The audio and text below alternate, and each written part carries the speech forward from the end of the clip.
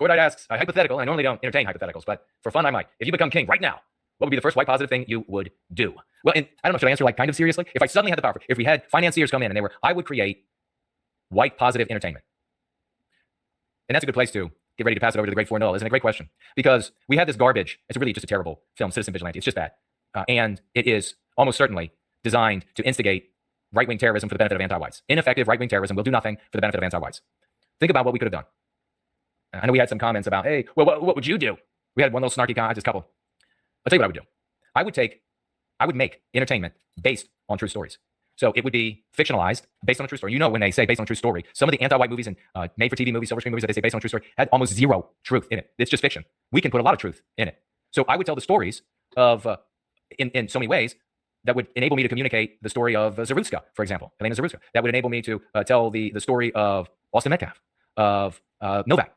I would tell stories that would enable me to tell these true stories, and my movies would be based on a true story. And I would demonstrate how people need to behave in those movies in order to recapture our destiny. So you can have an entire storyline and say the murder of Henry Novak could be an ancillary or a parallel story that in my narrative arc about whatever I want it to be about, the characters interact with that story. Maybe they know the Novak family.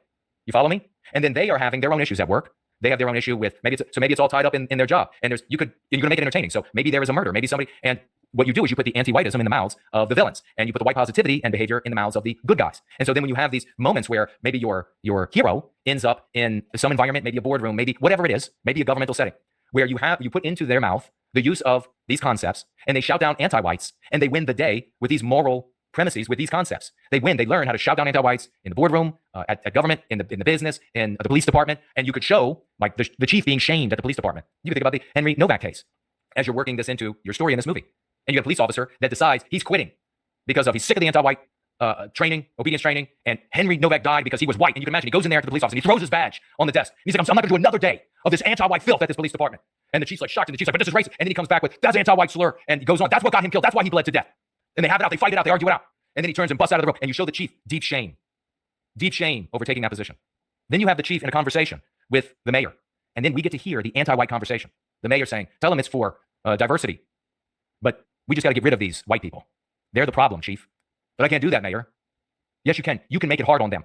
Tell the media this is to protect these vulnerable non-whites in our city. And then you use your policing powers to make life very difficult on those white people in those neighborhoods until they decide to move out of this town, until they decide to move out of the city. So you can take the viewer into this intimate conversation of anti-whites and reveal for the viewer how viciously filled with hatred they are for white people. And then how they always use pretexts, like for the vulnerable non-white, the minority, and all of this other kind of stuff. And you can demonstrate when it gets right down to how really ugly they are, how really anti-white. And of course, you're going to make the mayor in this case, the mayor is going to be a physically ugly person. And you're going to demonstrate how ugly he is in his character inside as well. Like something could happen. He kicks a dog. A little dog is walking across the street and is emaciated and wants food, and he just kicks the shit out of it and keeps walking. You could do so many things. This is what we should be doing. This is what we should be teaching. And meanwhile, you could say based on a true story. Uwe Ball didn't do any of that shit, did he? Anything powerful that could have actually been done. That's what we could do. That's what I would do. Because you would teach the white race. Let me tell you about a movie that would be banned immediately. You make a movie like that, a true story, based on the true stories of Henry Novak and Alina Zaruska. And all you got to do is include a little bit of information. A character could talk about it. They could know the father. They could know the mother. They could know you could have a female character who knows Alina Zaruska and had interactions with her at school. Anything. Why are white people so dumb now? I mean, how is it that we're not all saying, where are these movies that Jason is talking about? Why aren't these being made? And when an Uwe Ball shows up, the whole white race should stand up and say, this is filth. Where are the movies that will empower us? Where are the movies that will teach us how to behave in our dining rooms and at our water coolers? Where are the movies that will teach us what anti-whites are really thinking? Where are the movies that will show us in the moments of our silence and our hurt? How about the scene where the white guy goes with the 80th time that he heads out with his resume to a business, and he finds out he's not getting hired once again because they're only hiring females. And then he goes and gets in his car, and maybe a single tear comes down his eye. He knows he's got an inner voice going, can't have a family, can't get a job, can't get promoted, can't get a good salary. He reaches over and opens that glove box where there's a revolver. You just put every white woman that watched that scene into extreme emotional turmoil and pain. Why am I the only white man that gets this? And why is it that I got to continue to suffer the indignities of fuckers like Hermes, who know about what I'm doing, know about what we've done as a community, and decide, nah, not interested. I'll go reinvent the wheel.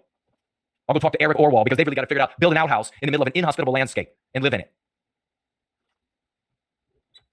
Think about what we could do with that. You know, I told you all about the opportunity that there was to make a movie in what I thought was the white sympathetic sphere. It really came down to the white resentment sphere.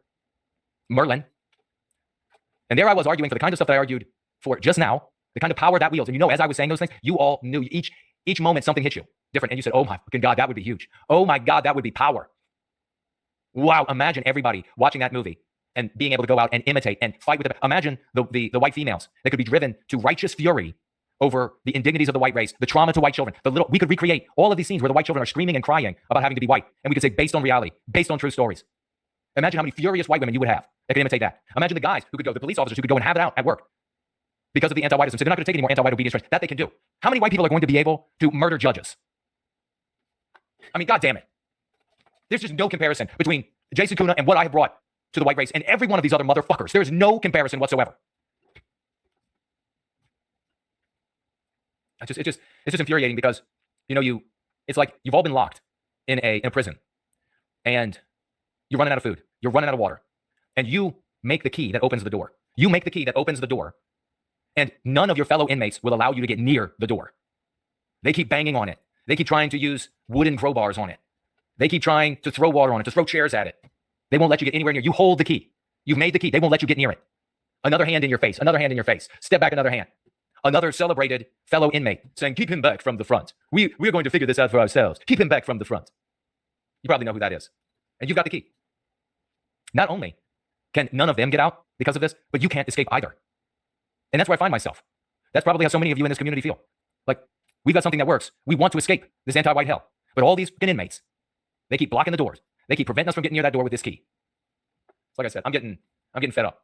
I'm getting fed up about people like Hermes. Not just him as an individual, but all of the guys that he represents. I'm getting fed up by Benny Johnson. Not just him as an individual, but all of the conservative gatekeepers that he represents.